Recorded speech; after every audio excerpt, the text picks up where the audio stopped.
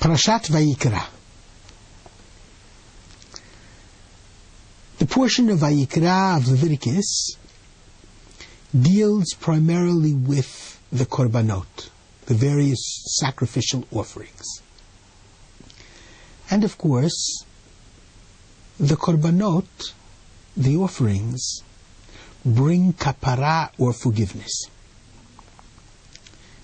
And that's one of the greatest ideas within Judaism. That God does not expect the Jewish people or any human being to be free of sin. What God, however, does expect is that the individual be strong enough to admit of his sin, to make penance for his sin. And then forgiveness will always come, and a new chapter can be opened. What is most fascinating, however, is how the Bible depicts people who sin. For example, in Leviticus chapter 4, verse 3, Im HaKohen HaMashiach Yecheta. If the Kohen Gadol, the high priest, the most important sacerdotal, the most important religious functionary of the Jewish people, with all of his special garments, with his turban in which is written Kodesh Lashem, sacred unto the Lord, if he sins, there's a performed sacrificial way for him to achieve forgiveness. And I remember hearing from my great teacher, Rav Soloveitchik, that the most important part of the Yom Kippur service is the first word that comes out of the high priest's mouth. Anna. Oh no. Woe! I, the high priest, am not above the law. I, the high priest, have sinned, and I'm sorry. There is no papal infallibility within the Jewish religion. Next, chapter 4, verse 13, Im koladat Yisrael yishku, if the entire congregation of Israel sins, and that is usually through the heads of the Sanhedrin, the greatest intellectual religious leaders. If they give a wrong ruling, if they sin,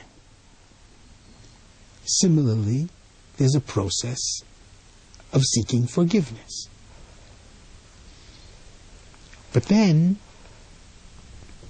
chapter 4, verse 22, Asher Nasi Yecheta, when the president, the king, citizen number one in the land of Israel sins, there's also a prescribed manner of his seeking forgiveness. But there, the adverb with which the verse opens is not if he sins, but when he sins. And here I want to add something about that very special quality that's very difficult to define, called charisma. Every leader has charisma. You can't be a Nasi, a president, without charisma. And the Bible says when the president will sin. When the president will sin. Because the most natural thing in the world is for the number one in a country who is respected by everyone when he sins. And he will sin. It's not a question of if, it's a question of when. It's critical that he too recognize that sin, seek forgiveness for that sin, and then it will serve as an act of penance for him and for all of Israel. Rashi goes one step further, and Rashi says the Hebrew word asher also comes from the word osher, which means happy. Happy is the generation whose president is able to get up and admit publicly his sins.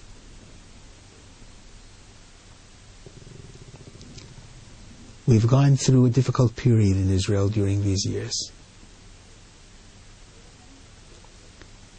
The quip that was made by Natan Sharansky when he was in the government of Israel as a minister. Today he's the head of the Jewish Agency. His quip was, "I'm the only minister in the government of Israel who went to prison before I became a member of the government of Israel." It's a very bitter laughter.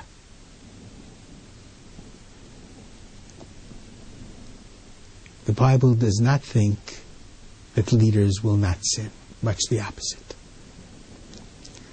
But the Bible does ask that those leaders be strong enough, courageous enough, to admit their sin and do penance for their actions. Shabbat Shalom.